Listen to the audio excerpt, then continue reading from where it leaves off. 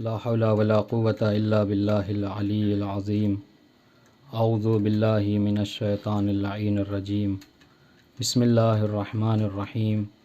الحمد للہ الذی لا یبلغ مدحتہ القائلون ولا یحصی نعماءہ العادون ولا یؤدی حقہ المجتہدون. الذی لا یدرکہ بعد الہمم ولا ینالہ غوث الفتن.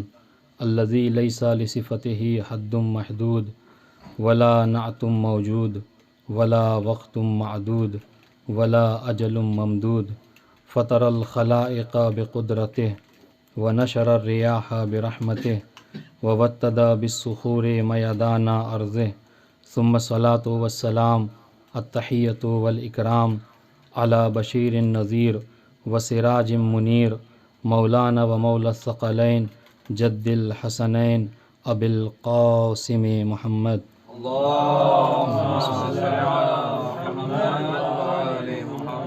وآلہ الطیبین الطاہرین المعصومین المظلومین ولعنۃ اللہ علی اعدائہم اجمعین. اما بعد فقد قال اللہ تبارک و تعالی فی القرآن المجید. بسم اللہ الرحمن الرحیم. ان الذین یؤذون اللہ ورسولہ لعنہم اللہ فی الدنیا والآخرہ وأعد لهم عذابا مہینا. وقال رسول اللہ فاطمۃ بضعۃ منی من آذاها فقد آذانی ومن آذانی فقد آذى اللہ ومن آذى اللہ فقد کفر. صلوات فرمائیں.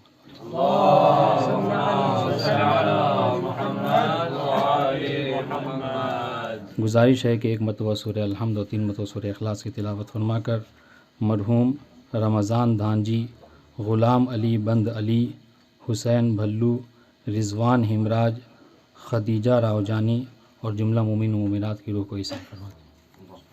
بسم اللہ الرحمن الرحیم.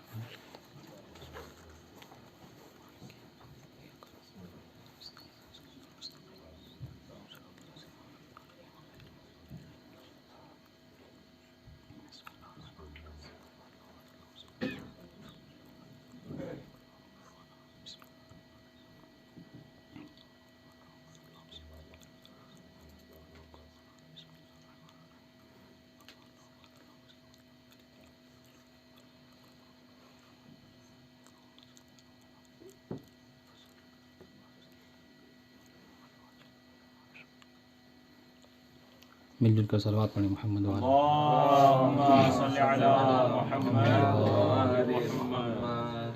محترم و معزز سامعین کرام، ایام فاطمیہ اور ہمارا مسلسل مجلس فاطمی میں شرکت، یقیناً ایام فاطمیہ میں احیاء ذکر فاطمی، احیاء نام فاطمی کے یوں تو بہت سے طریقے ہیں، مگر جو مجلس فاطمی ہے وہ نام زہرا کے اجاگر کرنے اور ذکر فاطمہ کو اجاگر کرنے کا بہترین ذریعہ ہے. اور بھی طریقے ہیں کہ جس کے ذریعے سے ذکر جناب فاطمہ کا احیاء کیا جا سکتا ہے، مگر یہ جو مجلس ہے اس کا ثواب اپنی جگہ ہے. اس کے ثواب کی برابری کوئی دوسرا عمل نہیں کر سکتا. اور میں یہ جملہ یوں ہی نہیں کہہ رہا ہوں، بلکہ مرحلے کو ذرا اور آگے بڑھاؤں. بقیہ تمام ائمہ معصومین کی مجلس کے برپا کرنے کا ثواب ایک طرف، اور ایام فاطمیہ میں جناب فاطمہ کی مجلس کے برپا کرنے کا ثواب ایک طرف. آپ دلیل سنیے.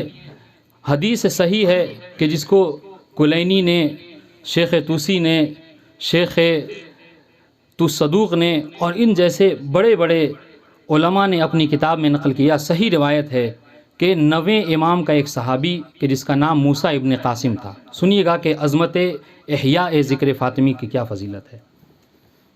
موسیٰ ابن قاسم نامی 9ویں امام کا صحابی ایک مرتبہ امام کی خدمت میں آتا ہے اور آنے کے بعد عرض کرتا ہے، مولا جب میں خانہ کعبہ کے طواف کے لیے جاتا ہوں تو میرا بڑا جی چاہتا ہے کہ میں آپ کے اور آپ کے بابا کی نیابت میں طواف کروں. میرا بڑا جی چاہتا ہے، چونکہ امام کا چاہنے والا تھا تو کہتا ہے میرا بڑا دل چاہتا ہے کہ میں آپ کے اور آپ کے بابا کی نیابت میں طواف کروں؟ فقیل علی ان الاوصیاء لا یطاف عنہم، مگر مولا مجھ سے یہ کہا گیا کہ جو اوصیاء ہوتے ہیں، جو اولیاء ہوتے ہیں، جو ائمہ ہوتے ہیں، ان کی نیابت میں طواف نہیں کیا جا سکتا۔ سنیے گا عزیزان گرامی، کہا کہ مجھ سے یہ بتایا گیا ہے کہ اوصیاء کی نیابت میں انسان طواف نہیں کر سکتا، تو مولا میں یہ سوال لے کر آپ کی بارگاہ میں آیا ہوں، مولا آپ بیان فرما دیجئے کہ کیا واقعی اوصیاء کی نیابت میں طواف نہیں کیا جا سکتا؟ تو اس روایت کے جملے ہیں فقال علی تف ما امکنک فانہ جائز، کہ تیرا جتنا جی چاہے ہماری نیابت میں طواف کر، اس لیے کہ تیرا یہ عمل کرنا جائز ہے۔ اب راوی کو اپنے سوال کا جواب ملا، وہ شخص واپس پلٹ گیا۔ روایت کے جملے ہیں کہ 3 سال بعد دوبارہ نوے امام کی خدمت میں آیا، اور آنے کے بعد امام کو یاد دلاتا ہے کہ مولا میں نے 3 سال پہلے آپ سے ایک سوال کیا تھا طواف کے متعلق، اور آپ نے مجھے طواف کرنے کی اجازت دی تھی۔ امام نے فرمایا ہاں بالکل اجازت دی تھی۔ تو اب وہ کہتا کہ مولا اب میری زندگی کا برنامہ یہ ہے، میری زندگی کا طریقہ یہ ہے کہ میں جب بھی طواف کے لیے جاتا ہوں تو آپ کی طرف سے اور آپ کے بابا کی نیابت میں طواف کرتا ہوں۔ ان 3 سالوں میں میں جب بھی طواف کے لیے جاتا ہوں تو آپ کے اور آپ کے بابا کی نیابت میں طواف کرتا ہوں، لیکن مولا میری ان 3 سالہ دور میں ایک مرتبہ میرے ذہن میں ایک خیال آیا اور میں نے بنا کسی کے پوچھے ہوئے اس پر عمل بھی کر دیا۔ سنیے گا عظمت احیاء ذکر فاطمی کیا ہے۔ مولا میرے ذہن میں ایک خیال آیا اور میں نے اس پر عمل بھی کر دیا۔ میں نے سوچا کہ میں جو آپ کے اور آپ کے بابا کی نیابت میں طواف کرتا ہوں، کیوں نہ میں ایسا کروں کہ رسول اللہ سے لے کر اپنے 9ویں امام تک تمام معصومین کی نیابت میں طواف کروں۔ چنانچہ میں نے ایسا ہی کیا اور ہر دن معین کر لیا، پہلے دن رسول اللہ کی نیابت میں، دوسرے دن امیر المومنین کی نیابت میں، تیسرے دن امام حسن کی نیابت میں، یہاں تک کہ 10 دن مسلسل میں نے طواف کیا اور آپ 10 معصومین کی نیابت میں نے طواف کیا۔ امام نے جب یہ سنا تو بہت تعریف کی امام نے، اور اس کے بعد اس شخص نے ایک جملہ کہا مولا میں نے آپ ائمہ معصومین کی نیابت میں طواف تو کیا، مگر جناب فاطمہ کی جہاں تک بات ہے تو ربما اطوف عنہا و ربما لم اطوف، لیکن جناب فاطمہ کی جہاں تک بات ہے تو ایسا کرتا تھا کہ کبھی کبھی ان کی نیابت میں طواف کرتا تھا اور کبھی کبھی طواف نہیں کرتا تھا۔ اب جو امام نے یہ جملہ سنا تو ایک جملہ کہا استقصر من ھذا فانہ افضل بما انت عامل، کہ تو جتنا زیادہ ہو سکے آج کے بعد میری جدہ فاطمہ کی نیابت میں طواف کرنا، اس لیے کہ تیرے تمام اعمال کا ثواب ایک طرف اور فاطمہ کی نیابت میں طواف کا ثواب ہے۔ تیرے تمام اعمال کا ثواب ایک طرف اور میری جدہ کی نیابت میں کیے جانے والے طواف کا ثواب ایک طرف۔ اور اس کے بعد عزیزان گرامی شرح میں اس عالم دین نے یہاں پر ایک جملہ لکھا کہ آخر کیا وجہ ہے کہ معصومین میں تو رسول بھی شامل ہیں مگر زیادہ طواف فاطمہ کی نیابت میں یہ کیے جانے والے طواف کا ہے؟ تو انہوں نے جملہ کہا ہو سکتا ہے کہ چونکہ دشمن اہل بیت کا طریقہ یہ رہا ہے، طول تاریخ میں ان کا وتیرہ یہ رہا ہے کہ نام فاطمہ مٹ جائے، اس لیے اگر کوئی احیاء نام فاطمہ کرتا ہے طواف کے ذریعے سے تو اسے زیادہ ثواب ملتا ہے۔ تو میں کہتا ہوں عزیزان گرامی اگر طواف جو کہ جناب فاطمہ کی نیابت میں کیا جا رہا ہے مقصد یہ ہے کہ احیاء فاطمہ ہو جائے، احیاء نام فاطمہ ہو جائے، تو اب اگر کوئی ذکر فاطمہ برپا کرنے کے لیے مجلس برپا کر دیتا ہے تو تمام ائمہ کے مجلس کا ثواب ایک طرف اور ذکر فاطمہ کا ثواب ایک طرف۔ ایک صلوات پڑھیں محمد وآلہ محمد۔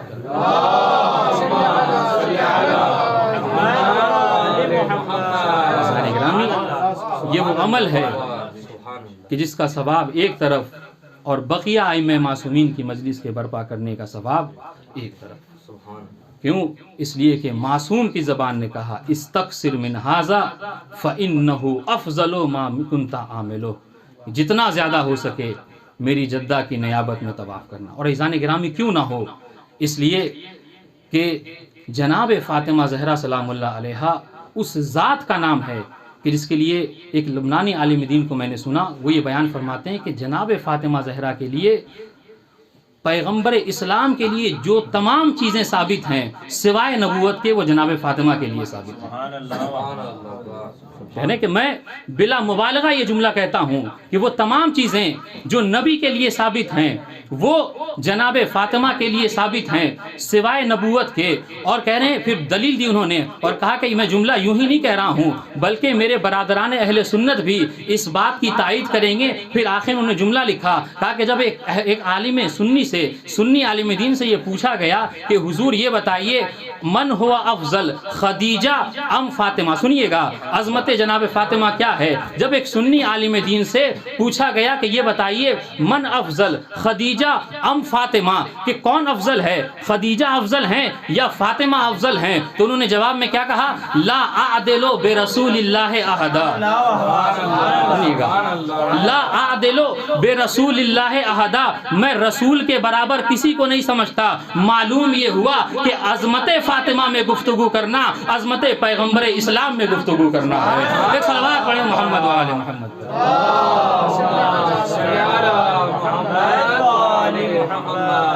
فیضان گرامی، عظمت فاطمی عظمت پیغمبر اسلام ہے، اس لیے کہ وہ تمام چیزیں جو پیغمبر اسلام کے لیے ثابت ہیں وہ جناب فاطمہ کے لیے ثابت ہیں۔ یہی وجہ ہے ایزان گرامی کہ پیغمبر اسلام نے نسبت اپنی طرف دی، کیا کہا؟ فاطمۃ بضعۃ منی، کہ فاطمہ میرا ٹکڑا ہے۔ اور عزیزوں اگر آپ متوجہ ہیں تو میں نے سرنامہ سخن میں ایک آیہ کریمہ اور ایک روایت کو سرنامہ سخن قرار دیا جس میں پروردگار عالم ارشاد فرما رہا ہے ان الذین یؤذون اللہ ورسولہ، کہ جو لوگ اللہ اور اس کے رسول کو اذیت دیتے ہیں تو نتیجہ کیا ہوگا؟ کہا لعنہم اللہ فی الدنیا والآخرہ، تو ایسے لوگوں کے لیے دنیا میں بھی لعنت ہے اور آخرت میں بھی لعنت ہے۔ وہ اور فرمایا لعنہم اللہ فی الدنیا والآخرہ ولہم فی الآخرۃ عذاب مہین، اور آخرت میں ایسے لوگوں کے لیے رسوا کن عذاب ہے۔ عزیزوں اب یہاں پر اگر آپ تفسیر اٹھا کر دیکھیں تو تمام مفسرین نے یکجا بات کو کہا کہ آخر اللہ کو کیسے اذیت دی جا سکتی ہے، تو تمام مفسرین یہ بیان فرماتے ہیں کہ اللہ کو اذیت دینے کا طریقہ، اللہ کو اس بات پہ اذیت ہو سکتی ہے کہ اگر کوئی خاصان خدا اولیاء خدا کو اذیت دے دے، اگر کوئی خاصان خدا اور اولیاء خدا کو اذیت دیتا ہے تو ویسے ہی ہے کہ گویا وہ اللہ کو اذیت دیتا ہے۔ اس کے بعد مرحلہ اور آگے بڑھا، کہا ان الذین یؤذون اللہ ورسولہ، جو اللہ کو اذیت دے اور اس کے رسول کو اذیت دے۔ اچھا رسول کو کیسے؟ اور دیکھیے چونکہ قرآن مجید کے متعلق یہ بات ہمارے اور آپ کے ذہن میں ہے کہ قرآن مجید کا طریقہ یہ ہے کہ قرآن مجید ہمیشہ قواعد کلیہ کو بیان کرتا ہے۔ قرآن مجید نے کبھی جزئیات کو گفتگو نہیں کرتا قرآن، بلکہ آپ دیکھیں نماز، روزہ، حج، زکوٰۃ، یہ سارے جو احکامات قرآن مجید نے بیان کیے ان سب احکامات کو کلی طور پر بیان کیا اور جزئیات کا بیان نبی کے ذمہ رکھا، اور فرمایا کہ نبی کا فعل تمہارے لیے حجت ہے، نبی کا قول تمہارے لیے حجت ہے۔ تو اسی طریقے سے یہاں پر بھی ایک کلی بات ہو رہی ہے کہ جو اللہ کو اور اس کے رسول کو اذیت دے ویسے ہی ہے کہ اس کے لیے اللہ نے دنیا میں بھی لعنت رکھی ہے اور آخرت میں بھی لعنت رکھی ہے۔ اب آئیے کہ اذان گرامی نبی کو کیسے اذیت ہو سکتی ہے اللہ کا؟ تو مفسرین نے اتفاقاً یہ کہہ دیا، بطور اتفاق سب کہتے ہیں کہ اللہ کو اذیت دینے کا طریقہ یہ ہے کہ کوئی اولیاء خدا کو اذیت دے، مگر نبی کو کیسے اذیت دی جا سکتی ہے؟ تو اس کی مثال خود قرآن مجید نے بڑھ کر دی، وَمِنْهُمُ الَّذِينَ يُؤْذُونَ النَّبِيَّ وَيَقُولُونَ هُوَ أُذُنٌ۔ سنیے گا ایزان گرامی، ایک مثال روایت سے پیش کروں گا اور ایک مثال ایذاء پیغمبر کی قرآن مجید سے۔ قرآن مجید نے یہ بیان کیا کہ نبی کو کیسے اذیت ہوتی ہے، تو قرآن کہتا ہے کہ وَمِنْهُمُ الَّذِينَ يُؤْذُونَ النَّبِيَّ وَيَقُولُونَ هُوَ أُذُنٌ، کہ بعض لوگ ایسے ہیں کہ جو نبی کو اذیت دیتے ہیں۔ اچھا اذیت کیسے دیتے ہیں؟ ارشاد ہوا وَيَقُولُونَ هُوَ أُذُنٌ، یہ کہہ کر کہ العیاذ باللہ پیغمبر اسلام اذن ہیں، یعنی کچے کان والے ہیں، یعنی ہر ایک کی بات سن لیتے ہیں، ہر ایک کی بات پر عمل کر لیتے ہیں۔ تو ایزان گرامی گویا پروردگار عالم نے بیان فرمایا کہ نبی کو اذیت اس طریقے سے ہوتی ہے کہ اگر کوئی نبی کو برے القاب سے پکارے، اس لیے کہ اذن یہ ایک بری صفت ہے، تو اگر کوئی بری صفت سے، برے لقب سے پیغمبر اسلام کو پکارتا ہے تو اس کا مطلب کیا ہے؟ اس کا مطلب یہ ہے کہ اس نے پیغمبر اسلام کو اذیت دی۔ اچھا، جب نبی کو اذیت ہوئی تو کیا اللہ نے ایسے ہی چھوڑ دیا؟ تو عزیزان گرامی نہیں، اللہ کبھی اپنے نبی کو اکیلا نہیں چھوڑتا، بلکہ پروردگار عالم تو قرآن مجید میں یہ کہتا ہے ان اللہ یدافع عن الذین آمنوا۔ غور کیجئے گا، اللہ مومنین کا دفاع کرتا ہے۔ اب ظاہر ہے کہ جب اللہ مومنین کو اکیلا نہیں چھوڑتا تو جو رسول اسلام ہے، جو رسول اللہ ہے، جو اللہ کا حبیب ہے، اسے کیسے اکیلا چھوڑ دے گا؟ یہی وجہ ہے کہ جب کبھی پیغمبر اسلام کو اذیت دی گئی اور تانا دیا گیا تو پروردگار عالم نے اپنے نبی کا دفاع کیا۔ آپ دیکھیے اس آیہ کریمہ میں لوگوں نے کیا کہا؟ وَيَقُولُونَ هُوَ أُذُنٌ، لوگوں نے کہا کہ یہ اذن ہے، یہ ہر ایک کی بات سن لیتے ہیں۔ تو اللہ نے کیا جواب دیا؟ قُلْ اذن خیر لکم، وہ اذن تو ہیں، ہر ایک کی بات سنتے تو ہیں، مگر یہ ہر ایک کی بات کا سن لینا تمہارے لیے بہتر ہے۔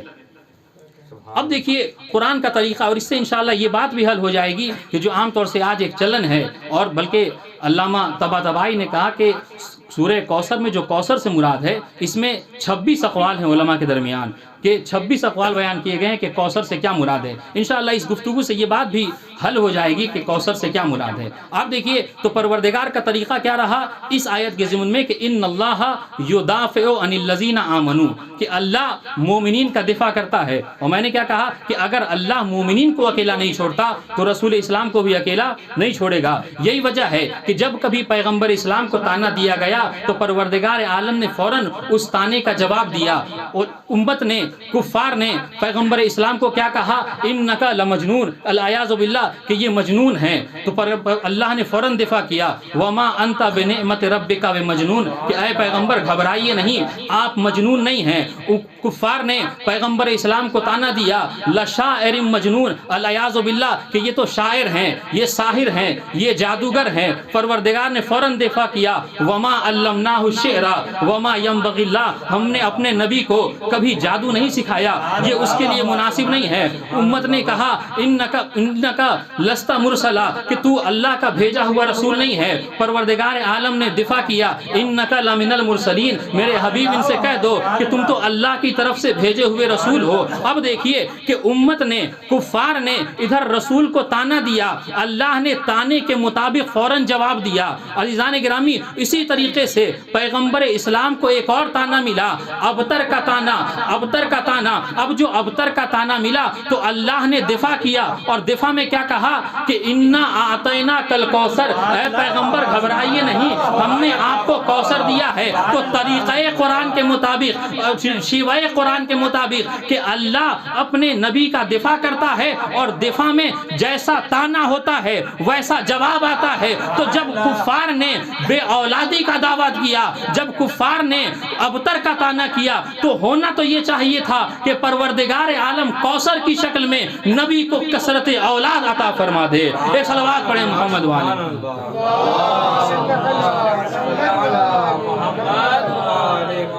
عزیزان گرامی، پروردگار عالم اپنے حبیب کو، اپنے نبی کو کبھی اکیلا نہیں چھوڑتا۔ یہی وجہ ہے کہ جگہ جگہ پر اللہ نے اپنے نبی کا دفاع کیا۔ عزیزان گرامی، یہ جو مصداق ہے قرآن مجید سے کہ اللہ کے رسول کو کس طریقے سے اذیت ہو سکتی ہے۔ دوسری مثال کہ جو روایت سے ملتی ہے کہ پیغمبر اسلام کو اذیت کیسے دی جا سکتی ہے، تو اس کے لیے ابن ابی الحدید معتزلی نے شرح نہج البلاغہ، کہ جو فقط شرح نہیں ہے بلکہ عقائد کی، کلام کی ایک مکمل کتاب ہے، اس کتاب میں ایک روایت نقل کی حبار ابن اسود کی۔ روایت کیا ہے کہ جب پیغمبر اسلام ہجرت کر کے مدینہ تشریف لے آئے تو وہ مولا کائنات کو یہ وصیت کر کے آئے تھے کہ جتنے لوگوں کے قرض ہیں آپ ان قرض کی ادائیگی کر دیجیے گا، اور فاطمہ کو، زینب کو اور کچھ خواتین تھیں ان کو لے کر 3 دن بعد آپ مدینے چلے آئیے گا۔ چنانچہ ایسا ہوا، مولا کائنات نے قرض کی ادائیگی کی اور فاطمات کو لے کر مکے سے مدینہ جانے لگے۔ مگر کفار نے جب یہ سنا تو ان پر بڑا شاق گزرا، چونکہ پیغمبر اسلام کو وہ درک نہیں کر پائے تھے، پیغمبر اسلام کو قتل نہیں کر پائے تھے، چنانچہ وہ سب کے سب جمع ہوئے اور یہ کہہ کر جمع ہوئے کہ نبی تو چلے گئے مکے سے، لیکن ہم ان کی اولاد کو یہاں سے باہر نہیں جانے دیں گے۔ چنانچہ ان لوگوں نے چاہا کہ مولائے کائنات اور ان کے ساتھ جو مولائے کائنات لے کر جن لوگوں کو مدینہ لے جانا چاہ رہے تھے، چاہا کہ ان پر حملہ کریں۔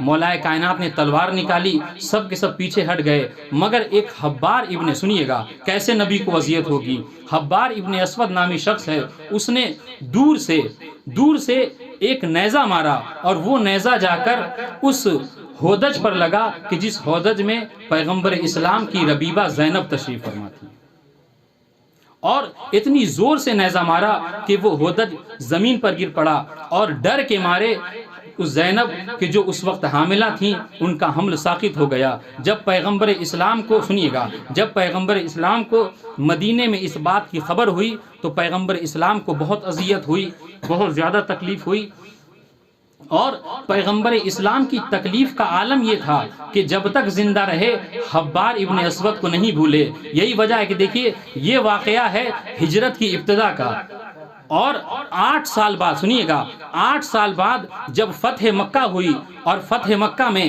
پیغمبر اسلام نے یہ شرط رکھی کہ اسلام کا کلمہ پڑھو اور امان لے لو، تو سب کو امان دیا، مگر حبار ابن اسود کے حوالے سے وصیت کی کہ اگر حبار خانہ کعبہ کے غلاف کے اندر بھی پوشیدہ ہو جائے تو اسے نکال کر قتل کر دو۔ سنیے گا، تو اسے نکال کر قتل کر دو۔ معلوم ہوا سب کے لیے معافی ہے، سب کے لیے امان ہے، مگر جو پیغمبر اسلام کو اذیت دے اس کے لیے امان نہیں ہے۔ اور اذیت کیسے پہنچی پیغمبر کو کہ بچے کو ساقط کر دیا گیا، ان کی بیٹی کو، ان کی ربیبہ کو ڈرایا دھمکایا گیا۔ جب اس واقعے کو ابن ابی الحدید معتزلی نے اپنے استاد کے سامنے بیان کیا تو استاد نے ایک تعلیقہ لگایا، اور تعلیقے میں یہ جملہ کہا کہ سوچو کہ حبار نے فقط زینب کو ڈرایا دھمکایا تھا اور حمل ساقط ہو گیا تھا، تو پیغمبر اسلام نے انہیں امان نہیں دی تھی۔ ذرا سوچو اگر پیغمبر اسلام اس وقت مدینے میں ہوتے جب فاطمہ پر یہ ظلم و ستم ڈھائے گئے تھے تو کیا پیغمبر اسلام کبھی معاف کر سکتے تھے؟ کیا پیغمبر کبھی معاف کر سکتے تھے؟ پیغمبر ہرگز معاف نہ کرتے۔ میں کہتا ہوں کہ یقیناً پیغمبر معاف نہیں کرتے، اور یقیناً پیغمبر اسلام اس دنیا میں موجود نہیں تھے، مگر پھر بھی پیغمبر اسلام ایک قاعدہ کلیہ چھوڑ کر گئے تھے۔ کیا کر کے گئے تھے کہ فاطمۃ بضعۃ منی من آذاہا فقد آذانی ومن آذانی فقد آذ اللہ ومن آذ اللہ فقد کفر۔ گویا پیغمبر اسلام نے اپنے نہ ہوتے ہوئے بھی کفر کا فتویٰ لگا کر گئے تھے۔ ایک صلوات پڑھیں محمد وآل محمد۔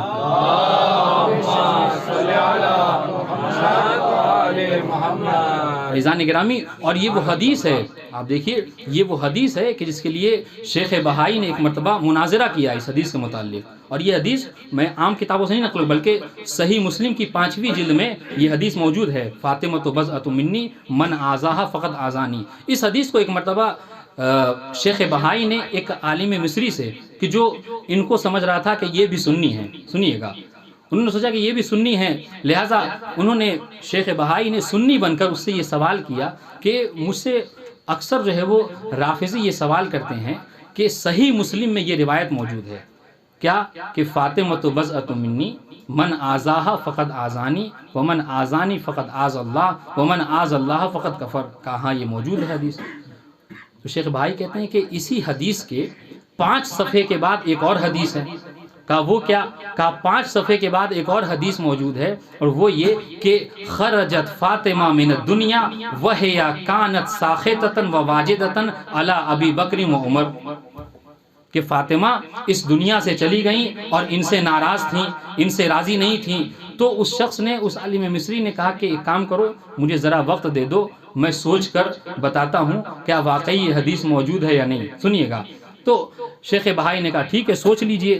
ایک دن سوچ لیا اس نے، اگلی صبح جب ملاقات ہوئی تو پوچھا کیا بات ہے؟ وہ جو حدیث میں نے آپ کو بتائی تھی کہ 5 صفحے پہلے کہا فاطمۃ بضعۃ منی من آزاہا فقط آزانی، اور 5 صفحے بعد یہ فرمایا کہ ماتت فاطمہ خرجت فاطمہ من الدنیا وہی کان ساخطۃ علی ابی بکر و عمر۔ تو انہوں نے جواب میں کیا کہا، سنیے گا، عالم مصری نے کہا کہ صحیح بات ہے، یہ حدیث موجود ہے، مگر یہ رافضہ ہمیشہ کی طرح اب بھی جھوٹ بولتے ہیں، یہ حدیث 5 صفحے بعد موجود نہیں ہے بلکہ 7-8 صفحے کے بعد موجود ہے۔ ایک صلوات پڑھیں محمد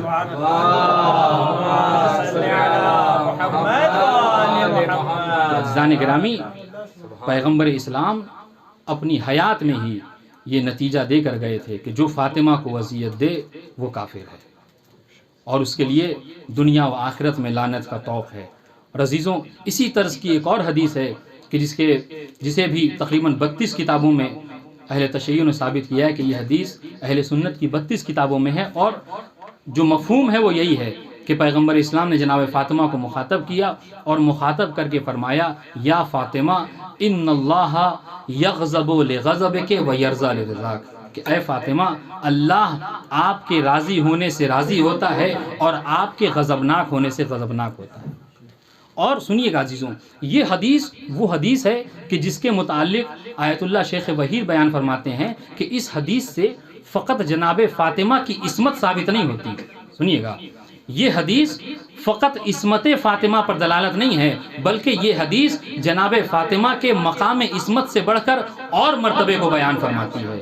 کہا، اس کے بعد دلیل سنیے گا، بہترین جملہ، کہتے ہیں کہ اس حدیث سے عصمت ثابت نہیں ہوتی بلکہ جناب فاطمہ عصمت سے بھی عظیم ترین مرحلے پر فائز تھیں، وہ ثابت ہوتا ہے۔ کہا کیسے؟ کہا اس لیے کہ مقام عصمت تو یہ ہے کہ مقام عصمت میں جب بندہ ہوتا ہے تو کیا کہا اس کے لیے قرآن نے کہا، وما تشاؤون الا ان یشاء اللہ۔ مقام عصمت کا خلاصہ یہ ہے کہ بندہ وہی چاہتا ہے جو اللہ چاہتا ہے، مگر نبی یہاں فرما رہے ہیں، یا فاطمہ ان اللہ یرضی لرضاک، یہ وہ مقام ہے کہ جہاں پر بندہ نہیں چاہتا بلکہ اللہ وہ چاہتا ہے جو فاطمہ چاہتی ہے۔ ایک صلوات پڑھیں محمد والے۔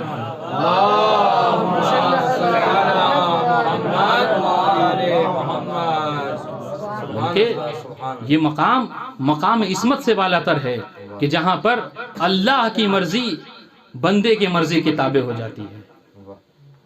اور دیکھیے عزیزان گرامی، اور اس بات کو اس لیے بھی رد کر دیتے ہیں لوگ کہ اہل سنت کے، چونکہ یہ ممکن نہیں ہے کہ خداوند عالم کی مرضی کسی بندے کے مرضی کے تابع ہو۔ حالانکہ عزیزان گرامی، اگر عقل و فکر کا استعمال کریں تو یقیناً اس میں کوئی ممانعت نہیں ہے، اس لیے کہ ذات فاطمہ زہرا مظہر ہے غضب و رضائے پروردگار کا۔ اور اس کو سمجھنے کے لیے یہ مثال ہی کافی ہے عزیزان گرامی۔ دیکھیں پروردگار عالم کیا ہے، ارشاد ہوا اللہ نور السماوات والارض، کہ پروردگار زمین و آسمان کا نور ہے۔ اور عزیزان گرامی، ڈائریکٹ اگر کوئی چاہے کہ نور پروردگار عالم کا مشاہدہ کرے تو مشاہدہ نہیں کر سکتا۔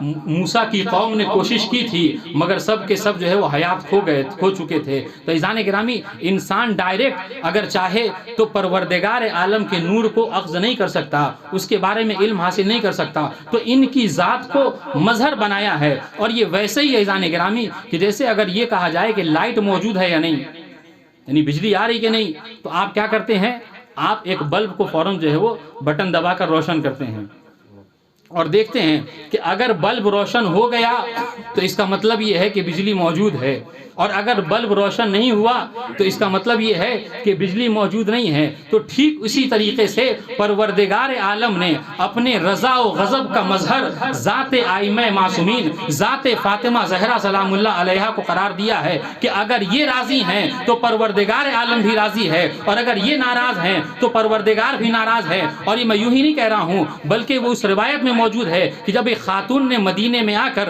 جناب فاطمہ سے سوال کیا تھا کہ بی بی یہ بتائیے کہ ہم کیسے جانیں کہ ہم آپ کے شیعہ ہیں، ہم کیسے پہچانیں کہ اللہ ہم سے راضی ہے یا نہیں، تو بی بی نے یہی جواب دیا تھا کہ اگر جن چیزوں سے ہم تمہیں روکتے ہیں اگر تم رک جاتے ہو، جن چیزوں کا حکم دیتے ہیں اگر اسے عمل کرتے ہو، اور ہماری ولایت اپنے دل میں رکھتے ہو، ہمارے دشمنوں سے بیزاری رکھتے ہو، تو تم ہمارے شیعہ ہو اور اللہ بھی تم سے راضی ہے۔ ایک صلوات پڑھیں محمد وآل محمد۔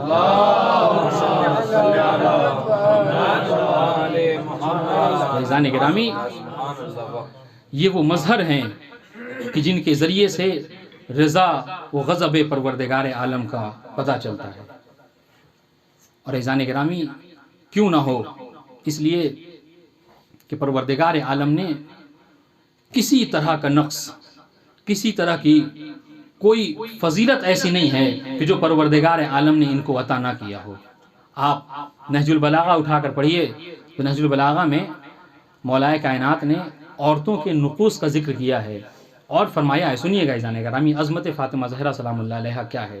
نہج البلاغہ کے خطبے میں امام یہ ارشاد فرماتے ہیں کہ عورتوں کو پروردگار عالم نے 3 چیزوں میں نقص عطا کیا ہے۔ عورتیں کیا ہیں؟ فرماتے ہیں نواقص الایمان، کہ ان کے اندر ایمان کے حساب سے نقص پایا جاتا ہے۔ پھر فرمایا، کہا کیسے؟ کہا اس لیے کہ مہینے میں کچھ ایام ایسے آتے ہیں کہ جہاں پر پروردگار عالم کی طرف کے حکم کے مطابق عورتیں مصلی کے قریب نہیں جا سکتی، تو اللہ نے نواقص الایمان عورتوں کو قرار دیا۔ کہا دوسرا نقص، کہا نواقص العقول، ان کے اندر عقل کی نقص پائی جاتی ہے۔ کہا کیوں؟ کہا اس لیے کہ جب کبھی شہادت گواہی دینے کی بات آتی ہے تو مرد کے لیے 2 شاہد کافی ہے، اور اگر عورت گواہی دے تو اس کے لیے 4 شاہد کی ضرورت پڑتی ہے۔ معلوم ہوا شہادت میں بھی نقص ہے۔ اس کے بعد امام فرماتے ہیں وَنَوَاقِصُ الْحُزُوز، کہ جب میراث تقسیم ہوتی ہے، وہ تو یہ مشہور ہے وَلِلذَّكَرِ مِثْلُ حَظِّ الْأُنثَيَيْنِ، کہ اللہ نے عورتوں کو میراث میں بھی نقص عطا کیا ہے۔ اور میراث میں نقص کیا ہے کہ مرد کو پورا ملے گا اور مکمل، اور عورت کو مرد کا آدھا حصہ ملتا ہے میراث میں۔ معلوم یہ ہوا کہ ان 3 چیزوں میں، ایمان میں، عقل میں، میراث میں، پروردگار عالم نے عورتوں کو نقص عطا کیا ہے۔ مگر اللہ رے عظمت فاطمہ، عزیزان گرامی، جہاں تک ایمان کی بات ہے، جہاں تک ایمان کی بات ہے تو پروردگار عالم نے جناب فاطمہ میں ایمان کا نقص نہیں رکھا۔ کہا کیسے؟ اس لیے کہ بطول بنا کر اللہ نے ایمان کے نقص کو دور کیا ہے۔ سنیے گا، اللہ نے سیدہ کو بطول بنا کر ایمان کے نقص کو دور رکھا، معصومہ بنا کر شہادت کے نقص کو دور رکھا، معصومہ بنا کر شہادت کے نقص کو دور رکھا۔ اور اس کے بعد جو تیسرا نقص ہے وہ کیا؟ ایک صلوات پڑھیں محمد وآل محمد پر۔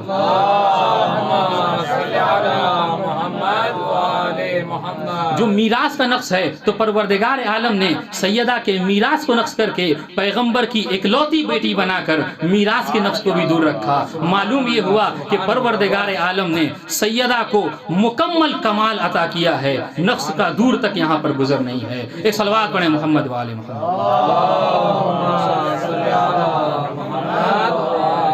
تو عزیزان گرامی، یہ عظمت ہے اس در کی، یہ عظمت ہے اس در پہ اور اس گھر میں رہنے والوں کی۔ اور دیکھیں جب در کی بات آئی تو بس آخری بات عرض خدمت کروں کہ دیکھیں در فاطمہ اور اس در کی عظمت کیا ہے۔ اگر آپ مطالعہ کریں اور مشاہدہ کریں تو آپ کو یہ بات مل جائے گی کہ مسلمان ہر نماز میں السلام علیکہ ایھا النبی ورحمۃ اللہ وبرکاتہ کہتا ہے۔ یعنی ہمارا طریقہ یہ ہے کہ ہم ہر نماز میں، دن بھر میں، روز اپنی نماز میں پیغمبر اسلام کو سلام کرتے ہیں، اور اس شان سے سلام کرتے ہیں کہ ہمارا دل نہیں مانتا، اور مسلمان لاکھوں خرچ، آج کل کے دور میں تو لاکھوں خرچ کر کے صرف اس سلام پر اکتفا نہیں کرتا، بلکہ لاکھوں خرچ کر کے عمرہ کے لیے، حج کے لیے جاتا ہے اور جا کر نبی کے در پر سلام کرتا ہے۔ میں کہوں گا آخر کیا بات ہے کہ جب تم اپنی ہر نماز میں نبی پر سلام کر لیتے ہو، نبی کو سلام بھیج لیتے ہو، تو وجہ کیا ہے کہ تم اتنا خرچ کر کے نبی کے در پر جاتے ہو، نبی کی قبر پہ سلام کرتے ہو؟ تو جواب یہ ملتا ہے کہ یوں تو سلام کرنا اور ہے، اور نبی کے در پر سلام جا کر کرنا اس کی بات الگ ہے۔ معلوم یہ ہوا عزیزان گرامی، نبی کا در وہ در ہے کہ جس کے اوپر جا کر پوری امت مسلمہ سلام کرتی ہے۔ کہا کیوں؟ اس لیے کہ اس در کی بات الگ ہے۔ تو عزیزوں، اسی سے عظمت کو پہچانیے کہ جس در پر پوری امت مسلمہ آ کر سلام کرے اسے در پیغمبر کہتے ہیں، اور جس در پر خود نبی آ کر سلام کریں اسے در زہرا کہتے ہیں۔ ایک صلوات پڑھیں محمد والے